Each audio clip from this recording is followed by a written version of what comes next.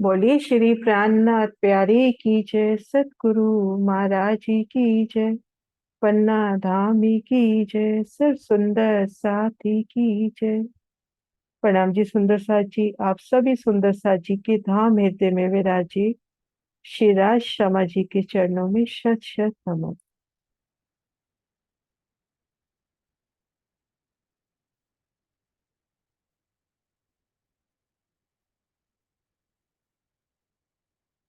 सुंदर साथ जी, आप श्री राज जी श्यामा जी की अपार मेहर से श्री जुगल दास महाराज जी की अनमोल कृति मनमोहन रसन सागर का शहूद मंथन करने का प्रयास कर रहे हैं। आज का प्रसंग है संसार आत्मबंध। जो मुझे इसका अर्थ समझ में आ रहा है कि संसार में किस तरह से रूहों का अवतरण हुआ। आगे पढ़ते हैं तो समझ में आ जाएगा कि क्या है ये संसार आत्मबंध। अब ऐसे निजधाम को छोड़ के रूहन को इस असत जड़ और दुख रूपी माया में आवना पड़ा। अभी जैसे वर्णन हुआ ऊपर, सुबह पहले से प्रातः काल से धनी का उठापन,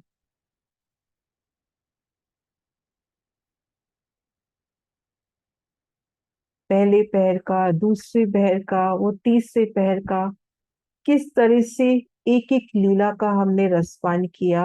किशोर लीला, आनंद लीला, वो वनों में जाना, जल कीड़ा, पुखराज में रमन, भोज कोसर में रमन।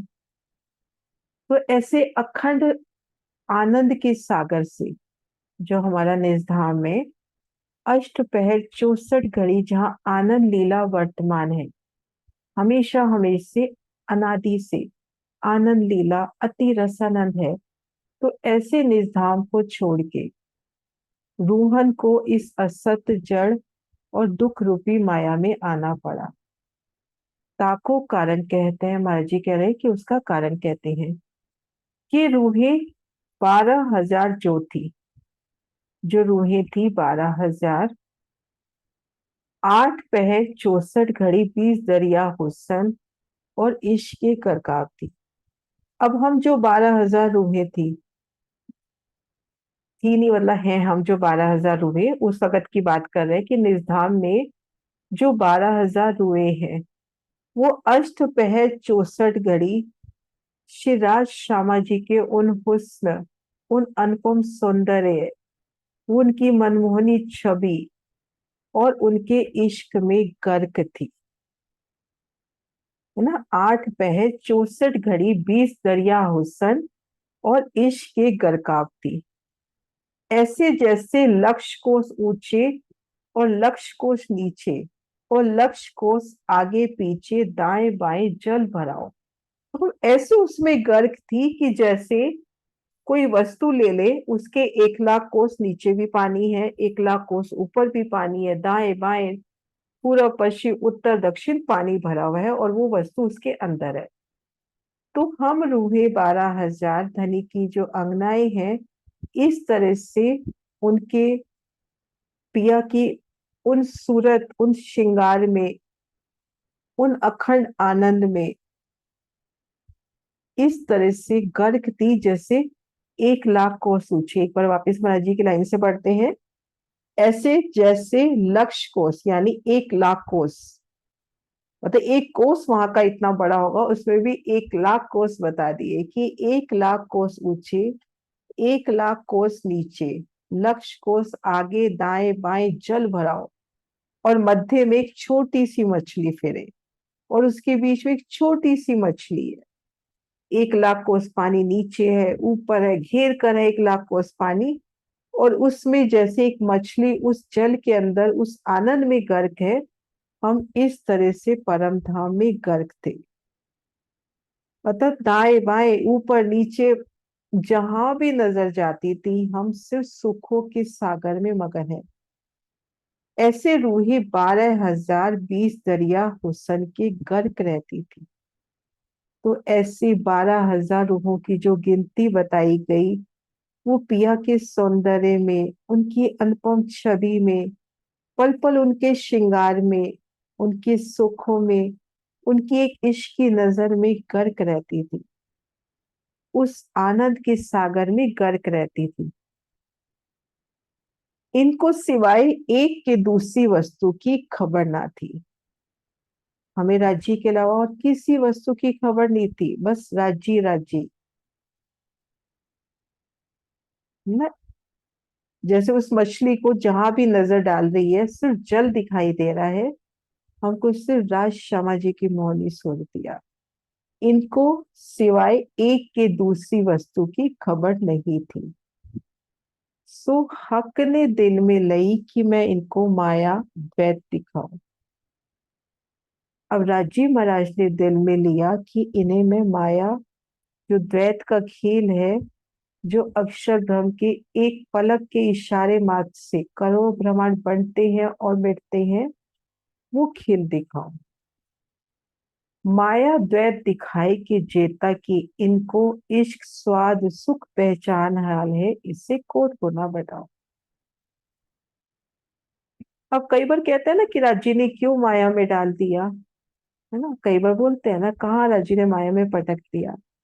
लेकिन ये देखो, माया द्वैत दिखाई के, ये जो माया दिखाई हमको द्वैत दिखाया, तो अभी जो हमको इश्क स्वाद सुख और पहचान परम धाम में थी, उससे वो कोट गुना धनी बढ़ाना चाहते हैं। तो अब जब रूह जागृत होके जाएगी परम धाम में, बैठे परम धाम में ही है, वहां जब जागृत होएंगे तो कैसे उसका इश्क स्वाद उसका सुख उसका पहचान पहले से कोट गुना बढ़ जाएगा। है ना, माया द्वैत दिखाई के जेता कि इनको इश्क स्वाद सुख पहचान हाल है, इससे कोट गुना बढ़ाओ, उसको कोट गुना बढ़ा दो। सुंदर सा जी, जिनको भी कोई भाव आ रहे हो तो हैंड रेज कर लेना। ऐसी बात दिल में लेके रूहन के दिल में उपरा जी। अब धनी ने दिल में लिया, धनी के दिल से रूहों का दिल जुड़ा है, तो रूहों के दिल में भी वही बात उपज गई ना। धनी ने दिल में लिया तो रूहों के दिल में आई, तो हादी रूहें इश्क की रबत करने लगी। तो श्यामा जी और रूहें इश्क रबत करने लगी। ऐसी बात दिल में लेके रूहन के दिल में उपरा जी, तो हादी रूहें इश्क की रबत करने लगी। धनी ने दिल में लिया तो हमने इश्क रबत किया कि हे हक हादी जो हम आशिक है, और तुम दो हक हादी हमारे माशूक हो, और मैं तुम दोनों की आशिक हूं। कि ए हक हादी, राजी को संबोधित कर रही हैं कि हम आपके आशिक हैं, और आप दोनों युगल स्वरूप श्री राज श्यामा जी हमारे माशूक हो, और मैं तुम दोनों की आशिक हूं। तब हक ने हादी रूहों से कहा, तुम जो दोनों कहती हो सो भले कहती हो, पर तुम हादी रूहो मेरे माशूक हो, और मैं तुम दोनों का आशिक हूँ। यहाँ पे श्यामा जी और रूहे राजी से कह रही हैं कि आप हमारे आशिक हैं, आप हमारे माशूक हैं, और हम आपके आशिक हैं। और राजी क्या कह रहे हैं कि तुम दोनों अच्छा कहती हो, पर ये हादी श्यामा जी और रूहो, तुम मेरे माशूक हो, मैं तुम दोनों का आशिक हूँ। एक बार मैं ये वापिस से पढ़ती हूँ कि हे हक हादी जो हम आशिक हैं, और तुम दोनों हक हादी हमारे माशूक हो, और मैं तुम दोनों की आशिक हूँ। तब हक ने हादी रूहों से कहा कि तुम जो दोनों कहती हो सो भले कहती हो, पर तुम हादी रूहो मेरे माशूक हो, और मैं तुम दोनों का आशिक हूँ। इन विद से रब्द होते बहुत मुद्दत बीती, कई समय बीत गया। दम दम घड़ी घड़ी जब हक अपनी कहे, तब हादी अपनी बोली।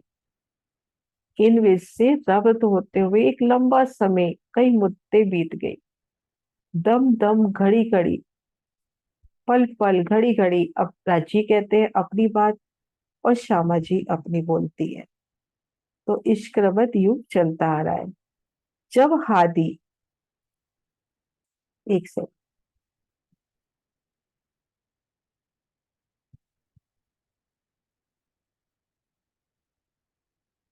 जब हादी अपनी बोली तब रूहें अपनी बोली। मतलब राजी अपना कह रहे हैं, राजी अपना पक्ष कह रख रहे हैं, श्यामा जी अपना पक्ष रख रही हैं, और हम रूहें भी कहाँ पीछे हैं, हम भी अपना पक्ष रख रही हैं ना। ये देखो कितना प्यारा लिखा हुआ है।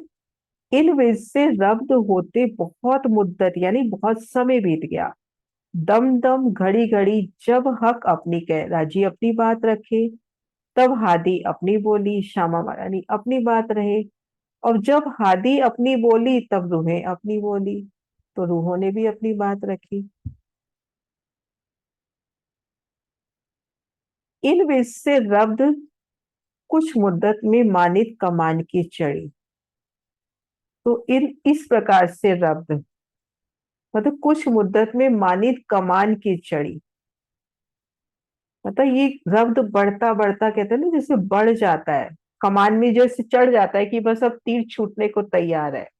तो इस तरह से रब्द बढ़ता बढ़ता काफी बढ़ गया। कितना प्यारा उदाहरण है ना। इन बीच से रब्द कुछ मुद्दत में मानित कमान की चढ़ी, जैसे तीर कमान में चढ़ाया कि अब छूटने को तैयार है, तो ऐसे कि उनका रब्द बढ़ता गया। तब हक ने दिल में लई कि अब मैं इनको दिखाऊं। अब राजी महाराज कह रहे हैं कि इनको अब मैं दिखाता हूँ। इस परम धाम की रीत रस्म के बरजीद जो माया है, ये जो परम धाम है, यहाँ की जो सुख स्वाद है, यहाँ का जो नूर तत्व है, उससे जुदा कहे बरजीद, यानी उससे अलग जो माया है, वो इनको दिखाऊं। इस परम धाम की रीत रस्म से बरजीत, उल्टा है बिल्कुल परम धाम से। परम धाम में सत्य है या जड़ है, यहाँ पे असत्य है। वहां जड़, वहां चेतन है, हर्ष है, यहाँ हर्ष है, जड़ है। जो अपने को चेतन भी दिख रहा है वो भी जड़ है। तो परम धाम की रीत रस्म से बरजीत जो माया है, ताही दिखाऊं। ताही समय अक्षर ब्रह्म मुजरे को आए, ताई छिन्न हक ने रूहन के दिल में उपजाए। अब इसी समय अक्षर ब्रह्म सिजदा करने के लिए आते हैं चांदनी चौक में, और समय तो वो सिजदा करके वापस अपने धाम लौट जाते हैं, हम लोगों का कभी ध्यान नहीं गया। लेकिन अब की से धनी ने कुछ इस अंदाज से उनको देखा कि हम सब रूहों का भी ध्यान अक्षर ब्रह्म की ओर चला गया। ताई समय अक्षर ब्रह्म मुजरे को हाय, ताई छिन हक ने रूहन के दिल में उपजाई। उसी पल रूहों के दिल में भी इच्छा उपज गई। सो रूहें पूरन ब्रह्म को पूछने लगी कि हे माशुक जी, ये जो नित प्रत्यय मुजरे को आवत है, सो एक कौन है। मतलब उनको मालूम है कोई मुजरे को रोज आ रहा है, लेकिन हमारा ध्यान नहीं जा रहा। आ रहा होगा कोई, नहीं ध्यान जा रहा, हम उस चीज को ध्यान नहीं दे रहे। क्यों आ रहा है, सिजदा करके जा रहा है, हमारी नजर जा भी रही होगी तो। लेकिन जब आज धनी ने उधर नजर डाली, तो ये पूछ रहे हैं कि हे माशुक जी, हे राजी महाराज, ये जो नित्य प्रति मुजरे को आवत है वह कौन है। सो एक कौन है और इनका क्या नाम है, और एक कौन लीला कर ना। धनी ने दिल में लिया तो ही हमने देखा और पूछा कि माशुक जी, ये जो नित्य प्रति मुजरे को आवत है वह कौन है, इनका नाम क्या है और ये क्या लीला करते हैं। तब शिवराजी ने कही, ये मेरी ही अंग है। अब राजी बतला रहे हैं ये मेरा ही अंग है, ये मेरा सत अंग है। इनको अक्षर ब्रह्म नाम है, और अपने धाम में बाल लीला करते हैं। इनका नाम अक्षर ब्रह्म है और ये अपने धाम में बाल लीला करते हैं। दुख रूपी सुपन स्वरूपी पांव फल में अनंत कोट ब्रह्मांड उपजावत की पावत है। दुख के स्वरूप सुपन स्वरूपी ऐसे जो ब्रह्मांड है, इनके नजरों के इशारे मात्र से एक पांव पांव पलक में अनंत कोट ब्रह्मांड उपजते भी हैं और लय को भी प्राप्त हो जाते हैं। उपज जावत और खिपावत, उपज भी रहे हैं और खत्म भी हो रहे हैं, लय को भी प्राप्त हो रहे हैं। ऐसे वचन सुन के सखी संपूर्ण तालियां दे के हंसी। राजी महाराज ने जब अक्षर ब्रह्म का परिचय दिया तो हम सब सखियां, वो तो उस पल को याद करें कैसे हम सब सखियां हंस पड़ी होंगी तालियां बजाकर। कि ऐसे वचन सुन के सखी संपूर्ण तालियां दे के हंसी और कही कि हमने तुमको बहुत दिनन में पकड़ा है। और राजी को कह रही है कि हमने आपको बड़े दिन से बाद पकड़ा है, बड़े दिन हो गए, अब आपको हमने पकड़ लिया है ना। ऐसे महाराज जी के शब्दों में ही बोलती हूँ, ऐसे वचन सुन के सखी संपूर्ण तालियां दे के हंसी और कही कि हमने तुमको बहुत दिनन में पकड़ा है, अब हमारा इश्क ज्यादा ठहरो, अब तो हमारा इश्क ज्यादा है।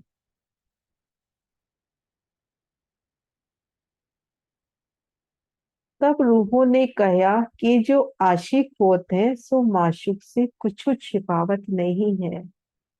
अब इनको एक, रूहों को, हमको एक बहाना एक मिल गया हाथ में, कहते हैं ना कुछ पकड़ में आ गया, कि अब तो पकड़ में आ गए कि हमारा इश्क ज्यादा है, कि जो आशिक होते हैं ना वो अपने माशूक से कुछ छिपाते नहीं है। सो आपके छिपाव से हम जानी कि हम आशिक हैं और तुम हमारे माशूक हो। आपने ये बात हमसे छिपाई तो ये अब कंफर्म हो गया कि हम आशिक हैं और आप हमारे माशूक हो।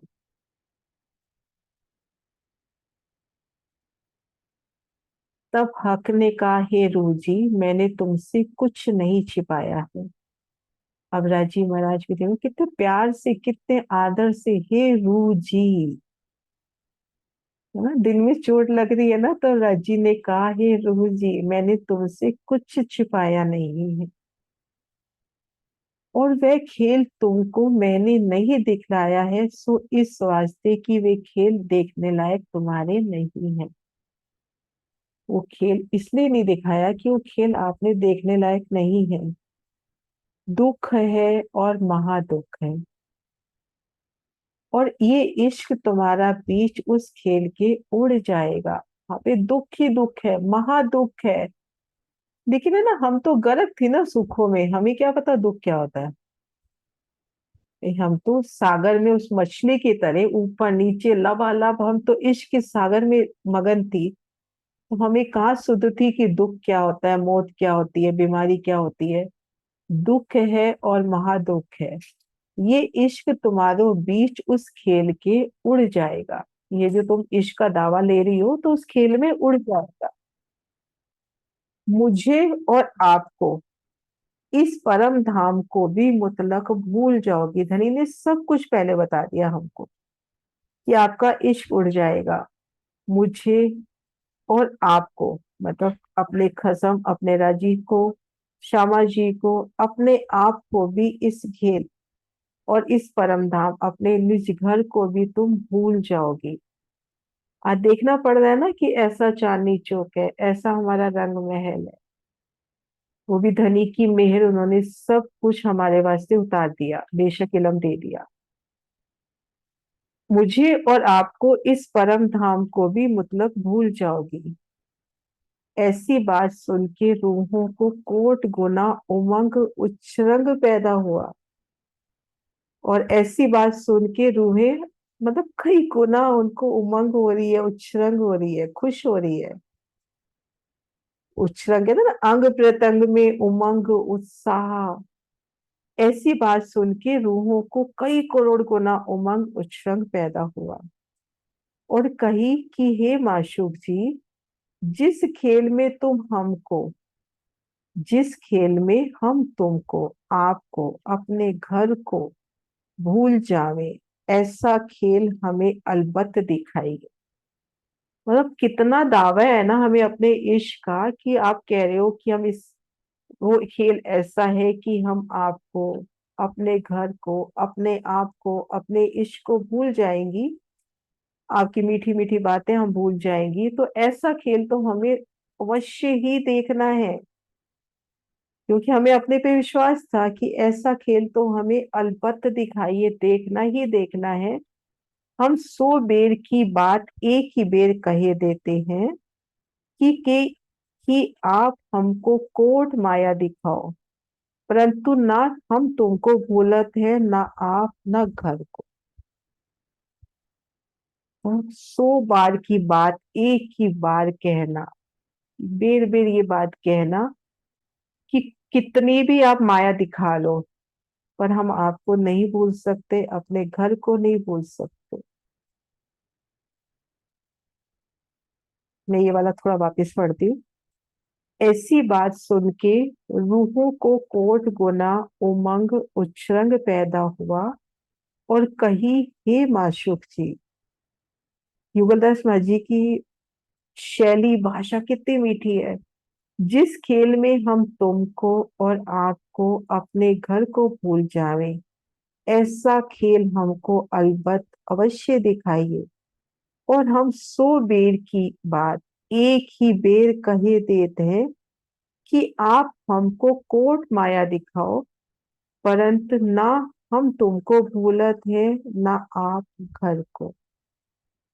कितना विश्वास है हमें अपने आप पे।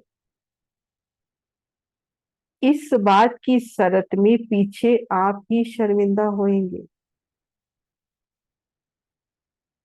इस बात की शर्त में, ये जो शर्त लग रही है, राजी को कह रहे हैं हम कि आप ही शर्मिंदा होंगे।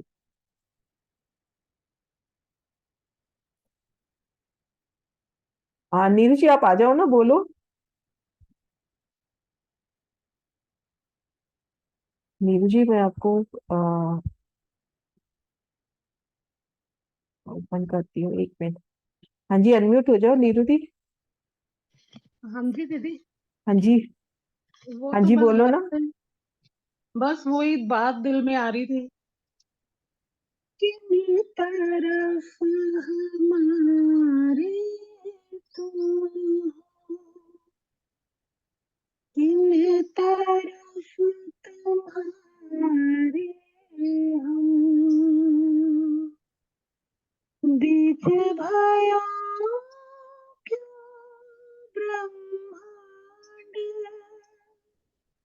क्यों हम पकड़ बैठे कदम, क्यों हम पकड़ बैठे कदम, क्यों दियों रे बिछोहा दुल्हा, दुल्हा, दुल्हा रे दुल्हा। बस अफसोस आ रहा था। हम्म। हाँ सच में ना, मतलब अंदर से ऐसे हो रहा है, अंदर से कि मतलब कैसे बोल रहे हैं, इस बात की शर्त में पीछे आप ही शर्मिंदा होंगे। राजी को कह रहे हैं आप ही शर्मिंदा होंगे। और हाँ महाराज जी। जी ने भी कितना प्यारा, इतना अच्छे से लिखा है ना। तब हक ने कहा कि हे रूह जी, तुम उस खेल में अलबत्त भूल जाओगे।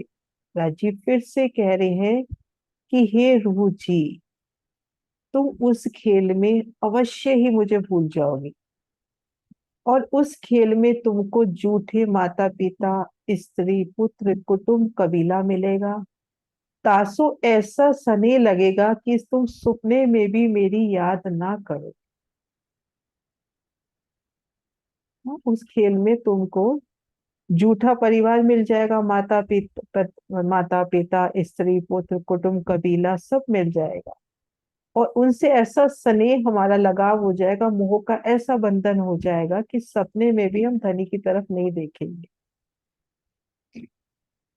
जब ऐसी बात हक की सुनी, तब रूही संपूर्ण वास्ती खेल के बेकल बेकरार हुई। एक चौपाई आती है ना, बेनियाज रूहे, वो चौपाई याद है? रूहें बेनियाज थी बीच बक्का 12,000। यही थी ना दीदी? हाँ, ये सुनीता दी बताती है। हाँ जी। रूहें बेनियाज थी बीच बक्का 12,000, जाने ना आप अर्श की साहिबी अपार। हम्म। वही बात थी ना कि हम तो ऐसे सुखों में मगन थे। ही दीदी, वही मतलब है। कि वहां वो जैसे राजी बता रहे हैं ना कि आप ये अपनी साहिबी भी भूल जाओगे कि तुम्हारी कितनी बड़ी साहिबी है।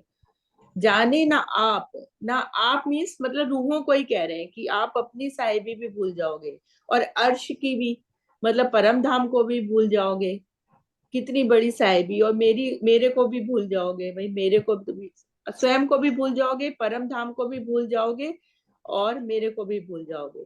भाई इतनी भोली है रूहें वहां की। कसम रूहें घर और बेनियाज की आपको। बस बहुत भोली है रूहें कि तुम इतनी यहाँ की रह, मतलब इश्क के सागर में रहने वाली मछली हो, इतनी भोली हो, वहां जाके तुम सब कुछ कितनी भूल बोली, मतलब कितना, मतलब बोला और कितना प्यार की आप हमसे हार जाओगे। जाओ। ऐसा लगा बिल्कुल। तो, क्योंकि हमारे वहां, क्योंकि वहां तो रोम रोम में पिया समाए है ना, तो हाँ सोच ही नहीं सकते कि हम उनको भूलेंगे। बिल्कुल। हाँ जी स्नेह जी, आपको कर दिया अनम्यूट।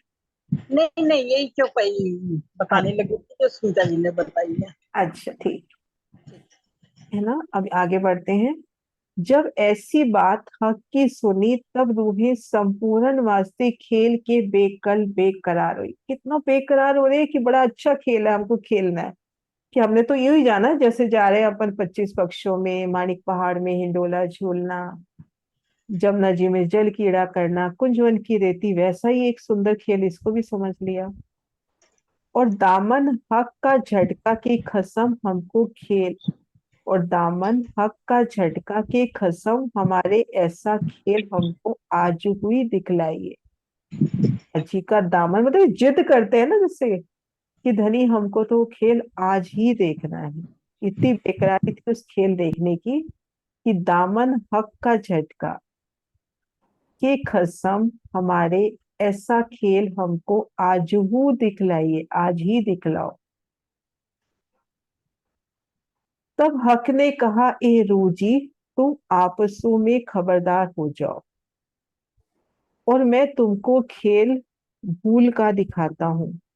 उस खेल में तुम भूल जाओगे, तब मैं कारण तुम्हारे पाती लिखकर रसूल को भेजूंगा।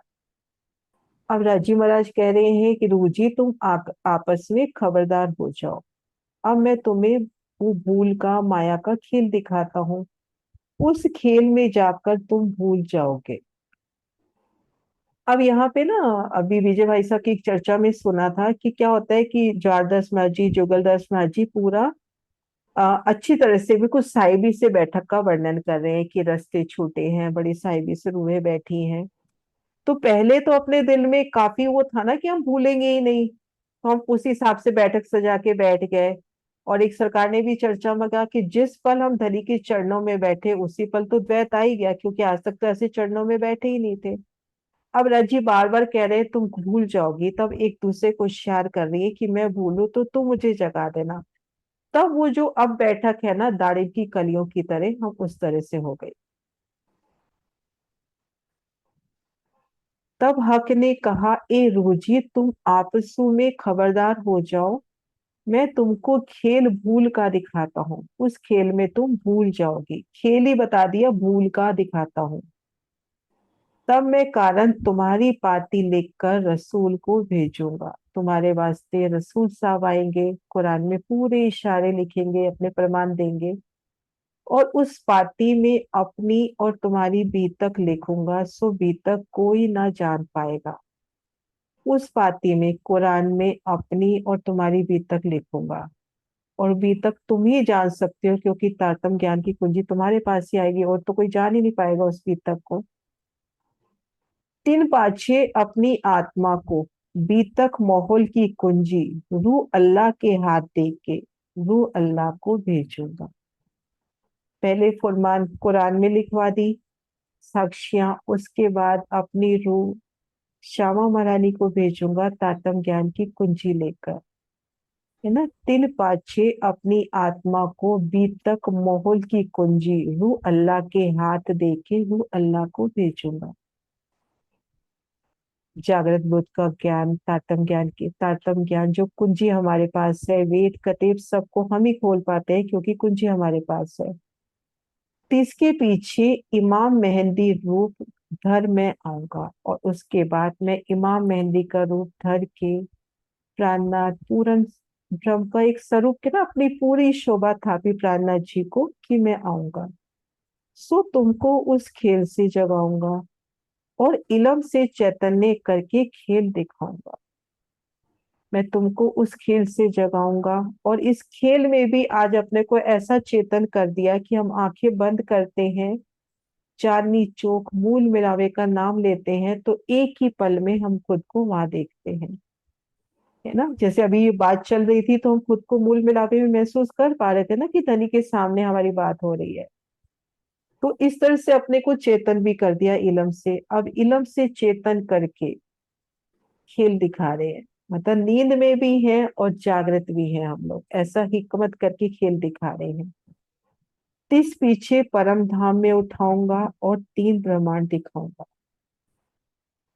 तो इन सब में उसके बाद जब चेतन करके मैं आपको परम धाम में उठाऊंगा तो इस बीच में 3 ब्रह्मांड आप देखोगे। ब्रिज रास और जागने ना 3 ब्रह्मांड दिखाऊंगा।